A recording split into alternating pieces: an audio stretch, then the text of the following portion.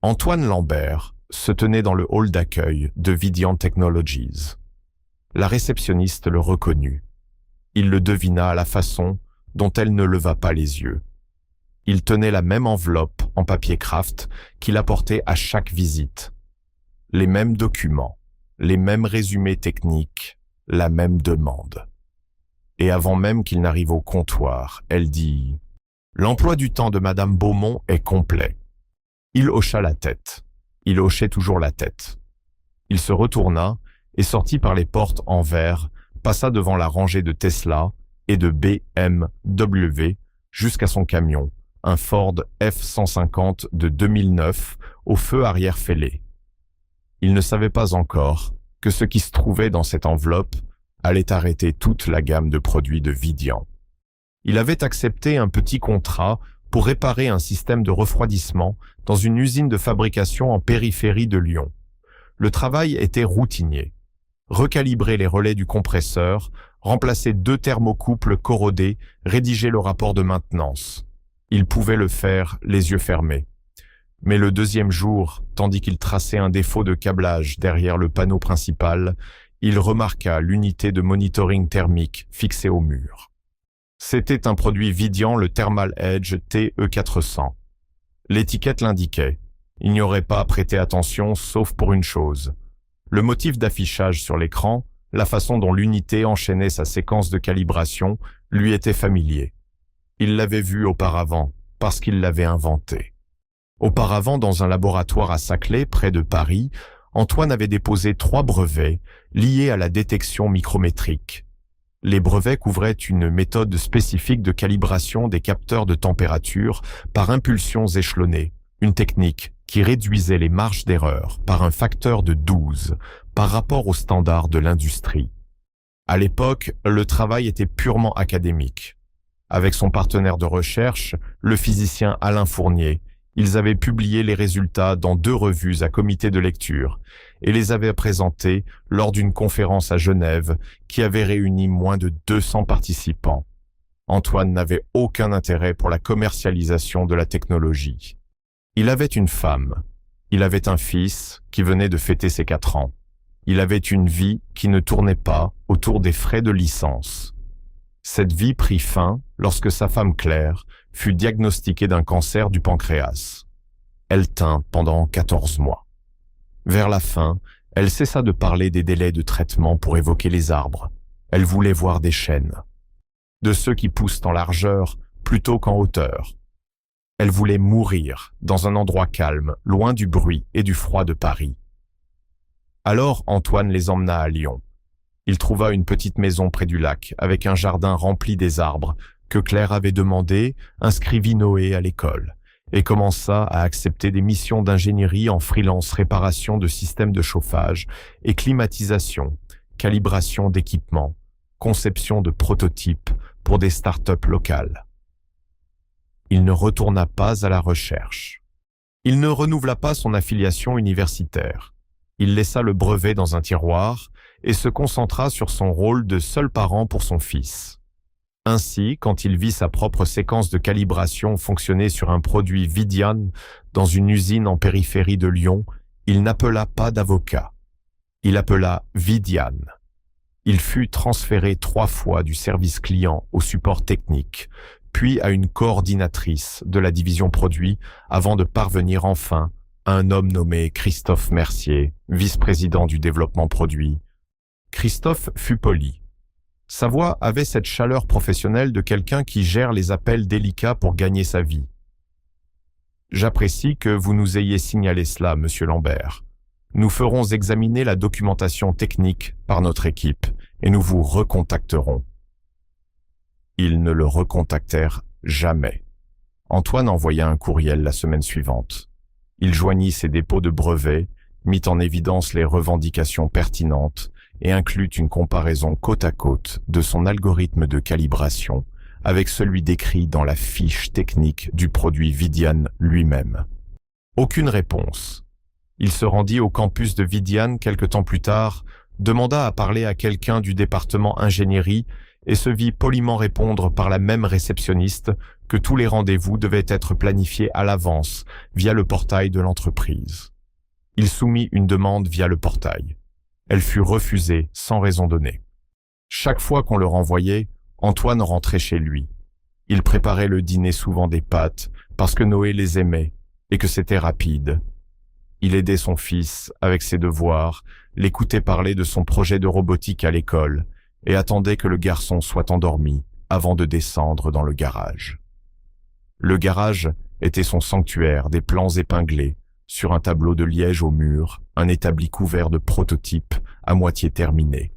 Et sur l'étagère au-dessus de la fenêtre, une photographie de Claire tenant Noé à la plage, le garçon plissant les yeux au soleil, le bras de Claire autour de lui, tous deux riant de quelque chose qu'Antoine ne se rappelait plus.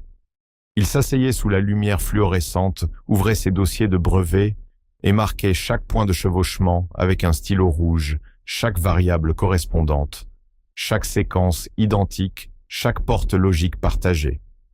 Il n'était pas en colère, il était minutieux. La différence importait. Lors d'une foire des makers à la halle Tony Garnier, au centre de Lyon, Antoine emmena Noé. La foire était bondée de stands remplis d'imprimantes 3D, de drones faits maison de projets Arduino, assemblés avec du ruban adhésif et beaucoup d'ambition. Noé fila devant, se faufilant entre les tables, attiré par un stand où une femme démontrait un drone qu'elle avait construit à partir de pièces de récupération. Elle le laissa tenir la manette et il fit voler l'engin en cercle serré au-dessus de la foule avant de le rendre avec la précision prudente d'un enfant qui comprend que casser le travail d'autrui est pire que de casser le sien. Mais c'est le stand d'à côté qui arrêta Antoine. Un homme d'une 60aine d'années se tenait derrière une table couverte de prototypes de capteurs. De petits circuits montés sur des planches d'exposition, chacun étiqueté avec des cartes manuscrites. Derrière lui, une bannière indiquait « Professeur Raymond Lebrun, laboratoire de microcapteurs de l'Université de Lyon ». Antoine faillit passer son chemin, mais le professeur Lebrun le regarda. Puis il regarda son badge de la foire et son expression changea. C'était l'expression de quelqu'un rencontrant un nom qu'il n'avait vu que sur papier. Lambert, dit le professeur, comme dans le réseau thermique Lambert Fournier. Antoine ne répondit pas immédiatement. Il n'avait pas entendu son nom attaché à son travail prononcé à voix haute depuis longtemps. Pas depuis Paris, pas depuis avant Claire. Il hocha la tête. C'est toujours l'étalon or en calibration de microcapteurs, dit le professeur Lebrun en contournant la table pour lui serrer la main. J'utilise votre article dans mon séminaire de master chaque année. La méthodologie des impulsions échelonnées, personne ne l'a améliorée. Pas depuis des années. La moitié des produits commerciaux de ce secteur sont construits sur une version ou une autre de votre cadre, qu'ils le sachent ou non. Antoine dit quelque chose de modeste. Il demanda au professeur des détails sur ses recherches actuelles. Il écouta, hocha la tête, posa des questions de suivi, avec la fluidité calme de quelqu'un qui comprenait encore le domaine, même s'il n'y travaillait plus. Mais son esprit était ailleurs la moitié des produits commerciaux, qu'il le sache ou non. Noé revint tenant un dépliant sur des kits de drones et se plaça à côté de son père. Il leva les yeux vers le professeur et dit avec la fierté décontractée d'un garçon de 11 ans qui avait vu son père réparer chaque appareil cassé de la maison. « Mon papa peut réparer n'importe quoi. » Antoine posa une main sur l'épaule de son fils et sourit. Il ne corrigea pas l'affirmation. Il n'expliqua pas ce qu'était le réseau Lambert Fournier, ni pourquoi un professeur d'une grande université le traitait comme un collègue. Il laissa simplement son fils croire la version la plus simple de la vérité. À quelques kilomètres de là, Solène Beaumont était assise dans son bureau d'angle au 7e étage du siège de Vidian, examinant le rapport de revenus du 3e trimestre. Les chiffres étaient solides. Le Thermal Edge représentait 40% des revenus totaux de l'entreprise en hausse par rapport à l'année précédente. La ligne de produits avait cru chaque trimestre pendant 3 années consécutives. C'était l'épine dorsale de l'activité. Et Christophe Mercier, debout de l'autre côté de son bureau, les mains jointes dans le dos, présentait le plan d'expansion européenne avec l'assurance d'un homme qui croyait son succès permanent. Solène mentionna un élément dans sa boîte de réception, un courriel signalé d'un consultant indépendant qui avait contacté l'entreprise plusieurs fois au sujet d'une question technique. Christophe balaya l'affaire sans hésitation. « C'est géré, dit-il, rien d'inquiétant. » Sa voix ne vacilla pas. Ses yeux ne dévièrent pas. Il avait répété. Elle passa à autre chose. Elle n'avait aucune raison de ne pas lui faire confiance. Pas encore. Mais le nom sur ses brevets était sur le point de devenir le plus coûteux que Vidian ait jamais ignoré. Christophe Mercier n'avait pas toujours été un homme qui évitait le contact visuel lorsque certains sujets surgissaient. Auparavant, lui et Antoine Lambert avaient travaillé dans le même laboratoire en périphérie de Paris. Une collaboration entre une institution prestigieuse et un entrepreneur de défense. Christophe était le chef de projet. Antoine était l'ingénieur principal. Ils n'étaient pas exactement amis, mais ils se respectaient comme le font les gens quand le travail est bon et le financement stable. Ils mangeaient au même réfectoire. Ils se disputaient sur la méthodologie en réunion et résolvaient leurs désaccords autour d'une bière. Christophe comprenait la technologie parce qu'il avait passé des années à manager les gens qui la construisaient. Il pouvait lire les schémas, suivre la logique, expliquer les principes à un comité de financement. Il n'aurait simplement pas pu en inventer lui-même. Lorsque Claire tomba malade et qu'Antoine partit, le laboratoire se dissout dans l'année qui suivit. Le financement se tarit. Alain Fournier partit pour une université en Allemagne. Christophe, qui avait absorbé tout ce qu'il y avait à savoir sur la détection micrométrique de l'intérieur d'un laboratoire qui n'existait plus, prit un poste chez Vidian Technologies à Lyon. Il n'emporta pas les brevets d'Antoine. Il ne photocopia rien. Ce qu'il fit fut de construire un produit, le Thermal Edge, en utilisant les principes qu'il avait absorbés. Pendant ces années, la méthode de calibration, le timing des impulsions échelonnées, la logique de seuil variable. Il conçut le système suffisamment différent pour pouvoir se dire qu'il était original. Et il ne réalisa jamais d'analyse de liberté d'exploitation. Non pas qu'il ait oublié, mais parce qu'il choisit de ne pas savoir. La distinction était tout. Pendant des années, cela fonctionna. Le Thermal Edge passa d'un produit industriel de niche à la ligne phare de Vidian. Christophe fut promu 2 fois. Il s'asseyait dans les présentations au conseil et acceptait les crédits sans jamais mentionner le nom d'Antoine Lambert. Plus le silence durait, plus il devenait facile. Le silence a cette façon de se transformer en quelque chose qui ressemble à la vérité si on le laisse reposer assez longtemps. Puis, les courriels commencèrent à arriver. Émilie Leroy, directrice juridique de Vidian, avait signalé un problème lors d'un audit de brevets de routine. Un groupe de brevets externes, 3 dépôts tous enregistrés au nom d'Antoine Lambert de Lyon, chevauchait significativement l'architecture de calibration centrale du Thermal Edge. Elle envoya à Christophe une note détaillée avec l'analyse jointe. Sa réponse fut de 2 phrases. Faux positif. Je m'occupe de la revue technique. Émilie n'était pas satisfaite, mais elle n'était pas non plus en position de passer outre un vice-président sur une question technique sans preuve plus solide. Elle classa sa préoccupation et passa à autre chose pour l'instant. Cette même semaine, Antoine entra pour la 5e fois chez Vidian. Cette fois, il ne demanda pas Solène Beaumont. Il demanda à voir n'importe qui du département ingénierie, n'importe qui. La réceptionniste qui le reconnaissait désormais comme on reconnaît une tâche qu'on compte nettoyer appela à l'étage. Quelques minutes plus tard, Christophe Mercier sortit de l'ascenseur. Les 2 hommes se regardèrent à travers le hall. Le visage de Christophe passa par la reconnaissance le calcul et un sourire qui n'atteignit pas tout à fait ses yeux.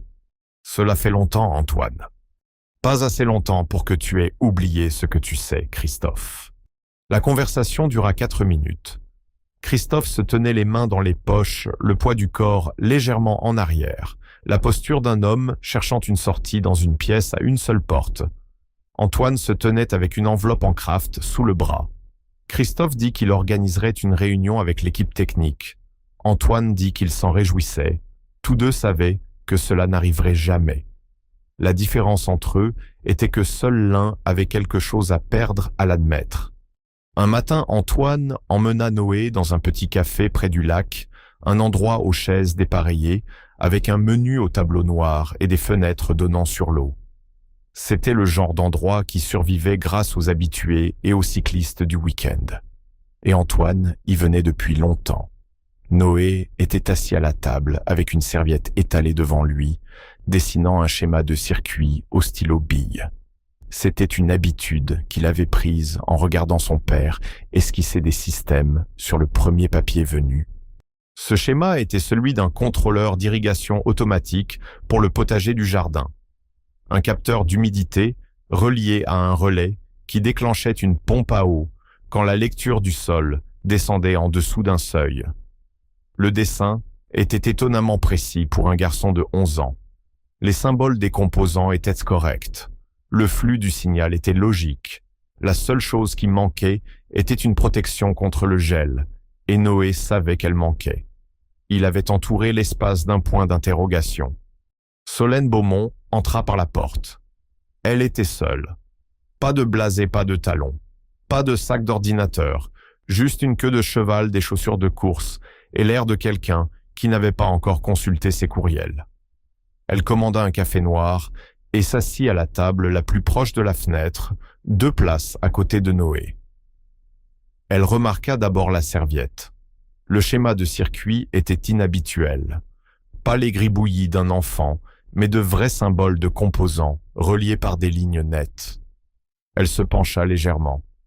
C'est un interrupteur à relais. Noé leva les yeux. Oui, il déclenche la pompe quand l'humidité du sol descend en dessous de 30%. J'essaie de trouver où mettre la protection contre le gel pour qu'il n'arrose pas quand il va geler. Solène cligna des yeux. Elle avait des ingénieurs sur sa paie qui parlaient avec moins de précision. Antoine revint du comptoir avec 2 tasses du café pour lui et un chocolat chaud pour Noé. Il vit la femme parler à son fils et marqua une pause avant de s'asseoir. « Je suis Antoine, dit-il. Prénom seulement. » Solène dit-elle. Et pendant quelques minutes, ce fut tout. Ils étaient 2 prénoms dans un café. Noé lui demanda si elle aimait les robots.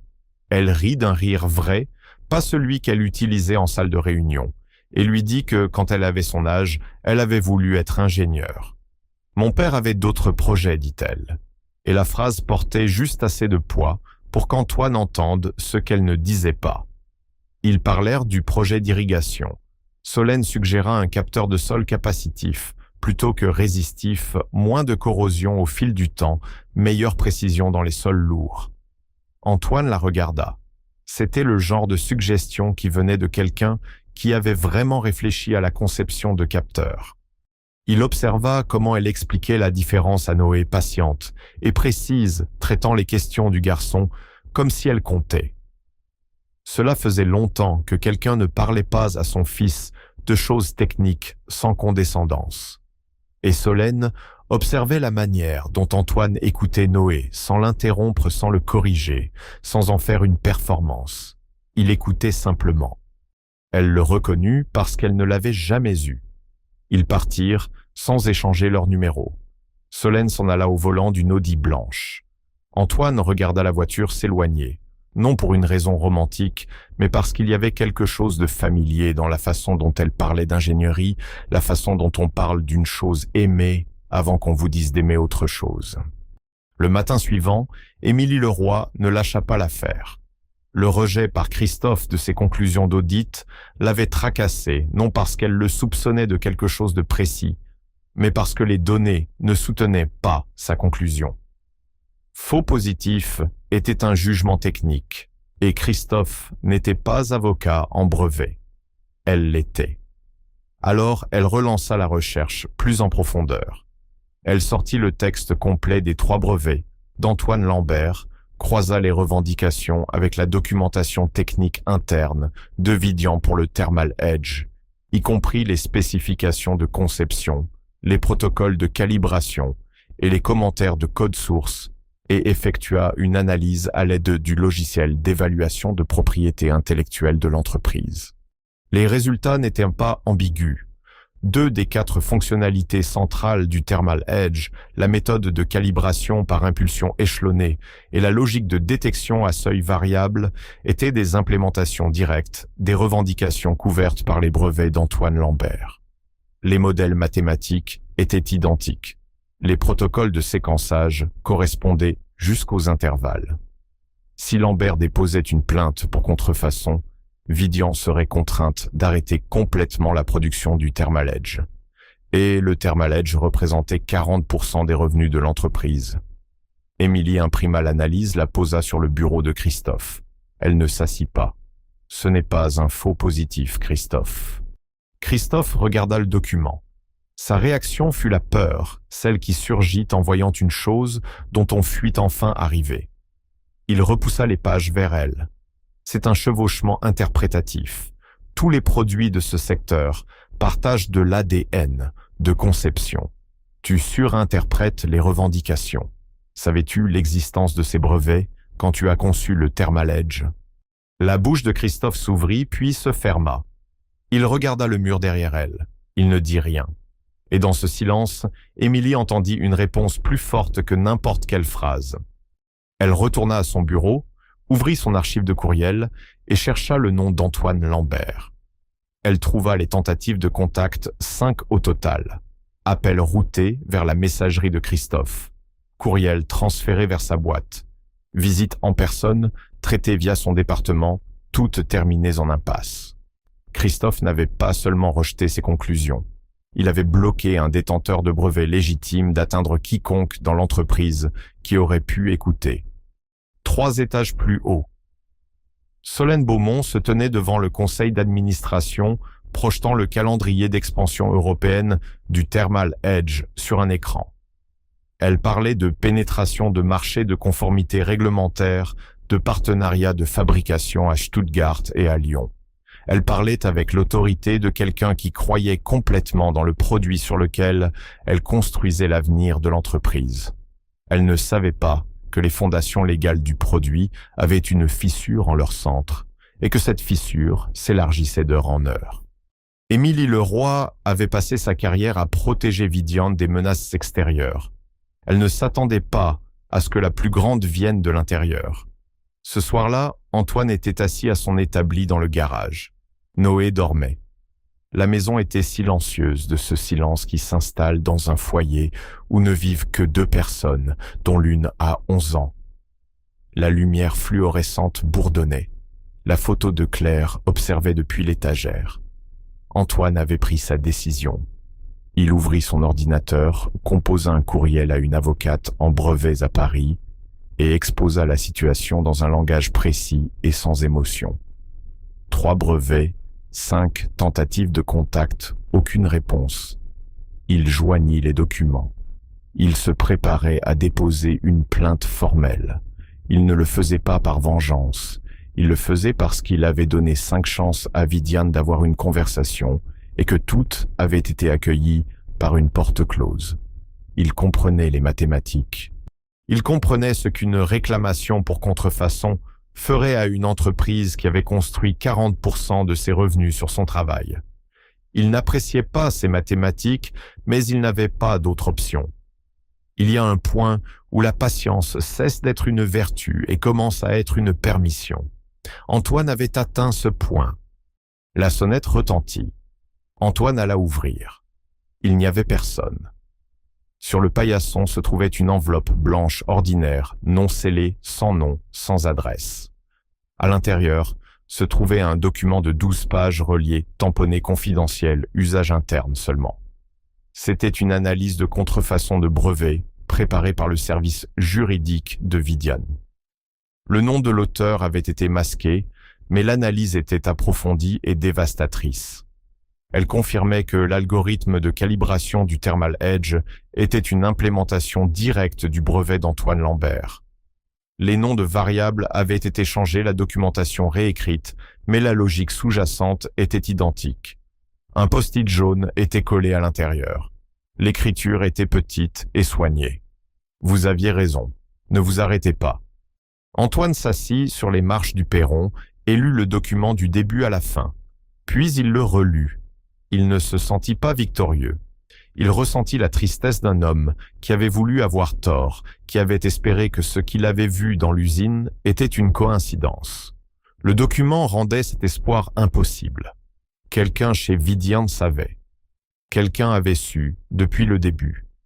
À l'intérieur du siège de Vidian Solène travaillait tard. Elle examinait les journaux d'accès des visiteurs dans le cadre d'un audit de sécurité trimestriel. Un nom attira son regard, Antoine Lambert. 5 enregistrements, 5 visites, toutes refusées au niveau du hall, toutes traitées via le département de Christophe Mercier. Elle consulta l'agenda de Christophe. Aucune réunion avec Antoine Lambert, aucune note. Elle se rendit au bureau de Christophe. Il était encore là.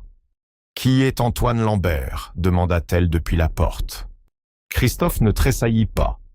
Un fournisseur, dit-il en se tournant avec une posture aisée, un persistant. Il avait un produit à proposer, mais ce n'était pas pertinent pour notre feuille de route. Je m'en suis occupé 5 fois. Certaines personnes n'acceptent pas le nom. Solène resta dans l'encadrement de la porte un instant de plus.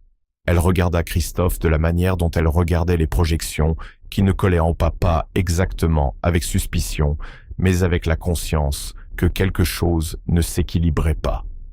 Puis elle retourna à son bureau. Elle ne chercha pas le nom cette nuit-là, mais elle le ferait. Solène tapa Antoine Lambert-Lyon dans son navigateur. Les résultats étaient peu remarquables. Une petite entreprise de conseil. Pas de site web. Elle ajouta le mot « brevet » à la recherche. L'écran changea. 3 dépôts de brevets enregistrés à l'INPI sous le nom d'Antoine J. Lambert. Une histoire de citation dans de nombreux articles académiques, un article décrivant la méthodologie de détection microthermique Lambert-Fournier comme fondatrice. Elle lut la terminologie intervalle d'impulsion échelonné, logique de calibration à seuil, variable, séquençage, de correction d'erreurs, et sentit le sol se dérober. Elle connaissait ces termes. Elle les avait vus dans chaque note technique que Christophe lui avait présentée sur le Thermal Edge. Elle avait approuvé des budgets basés sur ces termes. Elle s'était tenue devant le conseil et les avait décrits comme des innovations propriétaires. Et maintenant, elle les lisait dans un brevet déposé avant que le Thermal Edge n'existe par un homme dont son entreprise avait refusé l'accès 5 fois. Solène ferma la porte de son bureau. Elle s'assit sans bouger. Puis elle composa le numéro listé. Il répondit à la 3e sonnerie. Sa voix était plate, prudente. Antoine Lambert. Monsieur Lambert, c'est Solène Beaumont, directrice générale de Vidian Technologies. Une pause assez longue pour que tous deux en ressentent le poids. Je pense que nous devons parler. Ils se retrouvèrent au café près du lac. Les mêmes chaises, la même fenêtre. Antoine arriva le premier. Il s'assit à la table où Noé avait dessiné le schéma. Il n'amena pas son fils cette fois. Solène entra et le vit. Il leva les yeux et la vit. La reconnaissance s'installa sur eux au même moment. Pas un choc, mais la lente prise de conscience d'un lien qu'aucun d'eux n'avait voulu faire. La femme du café était la directrice générale. L'homme du café était le détenteur de brevets que son entreprise avait repoussé. Aucun ne parla pendant plusieurs secondes. Antoine ouvrit l'enveloppe et étala les documents sur la table. Les dépôts de brevets à gauche, les fiches techniques du Thermal Edge à droite. Il lui fit la comparaison point par point. Revendication, calibration par impulsion échelonnée correspond. Revendication, 3 logiques de seuil variables correspond. Revendication, 7 protocoles de correction d'erreurs correspond. Sa voix était ferme. Il présentait les preuves, comme un ingénieur présente des données sans émotion. Solène lut chaque page. Elle ne discuta pas. Elle lut simplement, page après page. Son expression passa de la composture professionnelle à quelque chose de plus calme et de plus dur. L'air de quelqu'un qui voit une structure en laquelle elle avait confiance se révéler creuse. Quand elle eut fini, elle le regarda. « Pourquoi n'avez-vous pas simplement intenté une action contre nous ?»« J'ai d'abord essayé de parler, dit-il. 5 fois. » La phrase resta entre eux. Solène comprit quelque chose qu'elle avait évité. Elle n'était pas la personne qui avait renvoyé Antoine. Elle n'avait jamais vu son nom, mais elle avait construit le système qui avait permis que cela arrive. Elle avait embauché le gardien. Elle avait fait confiance au filtre. Elle n'avait jamais demandé qui était tenu à l'écart. C'était le genre d'échec de leadership qui ne pouvait être reproché à un subordonné. Il était le sien. Le système était le sien. L'angle mort était le sien. Antoine ne triompha pas. Il ne se cala pas dans sa chaise en attendant des excuses. Il croisa les mains sur la table et la regarda avec respect, sans attente.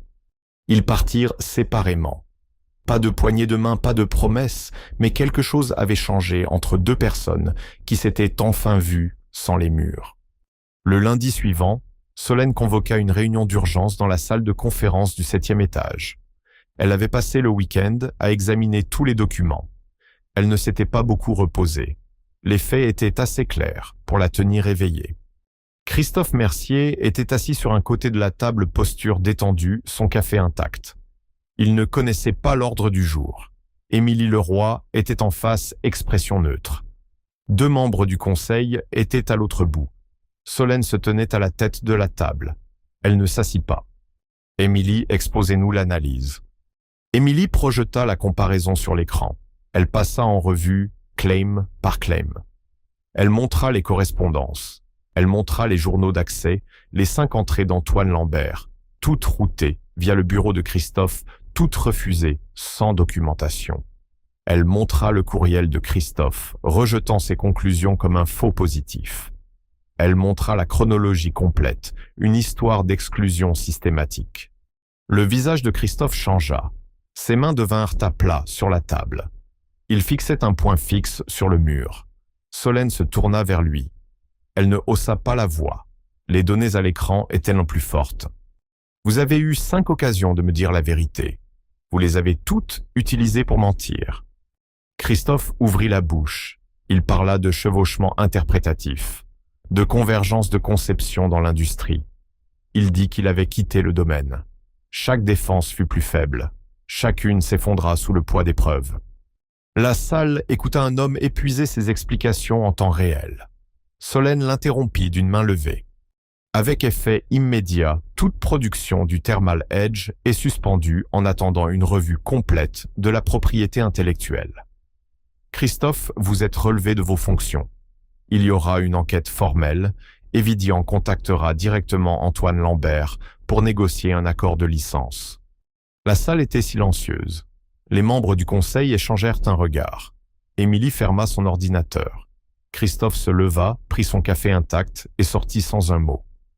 La porte se ferma avec un léger déclic qui résonna comme quelque chose de définitif. Solène resta debout. Elle venait de suspendre 40% des revenus de son entreprise. Elle l'avait fait sans hedging, sans demander plus de temps. Elle savait que continuer coûterait plus en litige, en crédibilité, en dommages invisibles sur un bilan. Émilie la regarda. Pour la première fois, elle ressentit de la confiance, parce que Solène avait choisi de faire ce qui était juste quand c'était l'option la plus coûteuse. Antoine Lambert avait passé du temps à demander une réunion. Il était sur le point d'obtenir quelque chose de plus grand. Antoine entra dans le hall de Vidian un après-midi. La réceptionniste leva les yeux. Elle ne le redirigea pas. Elle prit le téléphone, dit 3 mots, « Il est là », et fit un geste vers l'ascenseur. Il monta au 7e étage, portant la même chemise en flanelle, les mêmes bottes. Rien n'avait changé chez lui. Tout avait changé dans la réponse du bâtiment. Solène le rencontra à la porte de la salle de conférence. Elle tendit la main. Il la serra fermement. Elle le conduisit à la table. Elle exposa l'offre. Vidian paierait des frais de licence calculés en pourcentage des revenus du Thermal Edge rétroactif à la date de lancement. Antoine conserverait la pleine propriété de la propriété intellectuelle et le droit d'auditer. L'accord serait revu annuellement. De plus, elle proposa un contrat de consultant pour 18 mois dans lequel Antoine servirait de conseiller technique senior pour la refonte complète du Thermal Edge. Il reconstruirait le produit à partir de zéro, cette fois, sur des bases solides, avec le créateur dans la pièce. Antoine lut le contrat lentement. Il tourna chaque page avec la même patience qu'il appliquait à tout. Quand il eut fini, il leva les yeux. Cette refonte, combien de temps? 18 mois. Et vous voulez que je sois là pendant ces 18 mois? Solène rencontra son regard. Je veux que vous soyez là, parce que personne d'autre ne comprend cette technologie comme vous, et parce que j'aurais dû écouter la première fois que vous êtes entré. Il ne dit pas oui immédiatement. Il dit qu'il devait d'abord en parler à son fils. Tout changement l'affecte. Ce n'est pas une négociation, c'est simplement comme ça que ça marche. Solène hocha la tête. Elle ne poussa pas. Elle reconnut la priorité. Ce soir-là, Antoine et Noé étaient dans la cuisine à préparer un sauté. Noé coupait les légumes. Antoine lui parla de la réunion. Il ne mentionna pas les brevets. Il dit que quelqu'un de l'entreprise avait enfin écouté. « Est-elle gentille ?» demanda Noé. Antoine marqua une pause. « Elle est juste, dit-il. C'est mieux. » Noé considéra cela avec sérieux. Puis il demanda s'il pouvait ajouter des champignons la prochaine fois. Antoine dit oui. Quelque temps plus tard, Antoine Lambert travaillait chez Vidion Technologies 3 jours par semaine. Il conduisait le même camion. Il portait les mêmes vêtements. Il gardait son activité de conseil à côté de petits travaux qui gardaient ses mains sales et son emploi du temps flexible pour s'occuper de Noé. Il n'avait rien changé à sa vie. Il y avait simplement ajouté une pièce. Le nouveau laboratoire au 4e étage avait des parois de verre et un équipement coûteux. Des tableaux blancs couverts d'équations. Et sur le mur, près de la porte, fixée avec du scotch, se trouvait une serviette avec le schéma de circuit de Noé, le contrôleur d'irrigation, avec le capteur d'humidité et la protection contre le gel. Il l'affinait encore. Solène l'avait placé là, après la première visite de Noé. Elle n'avait pas demandé la permission. Il était simplement là. Et personne ne le retirait. Il appartenait à l'endroit. Christophe Mercier quitta Vidian discrètement sous un accord de séparation avec clause de confidentialité. Il n'était pas un monstre. C'était un homme qui avait parié que le passé ne le rattraperait pas. Il avait perdu sur tous les points. Antoine ne le haïssait pas. Il n'avait simplement plus rien à lui dire. Émilie Leroy fut promue vice-présidente juridique et conformité un poste créé pour s'assurer que cela ne se reproduise plus. Chaque demande serait désormais examinée.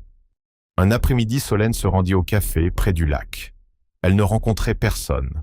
Elle voulait juste un café et un moment de calme. Antoine et Noé étaient déjà là. Même table, même fenêtre. Noé dessinait sur une serviette une nouvelle version du système d'irrigation avec détection thermique. Il leva les yeux et lui fit signe le geste d'un enfant qu'il avait accepté. Antoine leva les yeux de son café et fit un petit signe de tête conscient de sa présence devenue familière. Solène s'assit. Noé se lança dans une explication de son design amélioré. J'ai ajouté la détection thermique pour que le système sache quand la température du sol est trop basse pour les graines. Ça ne gaspille pas d'eau. Elle se pencha et étudia le dessin. Où obtiens-tu les données de seuil? Des anciens articles de recherche de papa, dit Noé, comme si c'était normal. Solène regarda Antoine. Il les observait son fils et la femme qui autrefois n'avait pas su qu'il existait parlant de capteurs et de température au-dessus d'une serviette au bord du lac. Ses mains entouraient une tasse refroidie. Il n'interrompit pas. Il n'expliqua pas. Il n'en avait pas besoin. Il n'avait pas cherché la vengeance. Il n'avait pas cherché l'amour. Il n'avait pas cherché la reconnaissance. Il avait seulement voulu être entendu.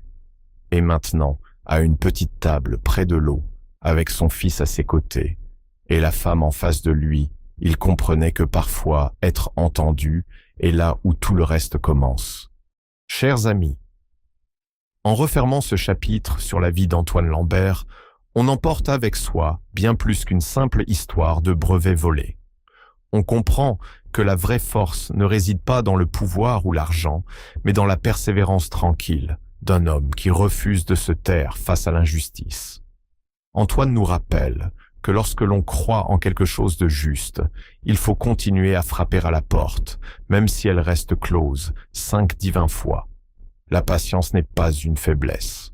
Elle devient une arme lorsque l'on défend ce qui nous appartient vraiment, notre travail, notre dignité, notre famille. L'histoire nous enseigne aussi que le silence peut sembler confortable, mais il finit toujours par se fissurer. Christophe Mercier pensait pouvoir vivre avec son secret. Solène Beaumont découvrait que la réussite d'une entreprise ne vaut rien si elle repose sur une trahison invisible. Le courage, c'est d'accepter de tout arrêter même quand cela coûte 40% de son chiffre d'affaires, parce que faire ce qui est juste est plus important que préserver une façade.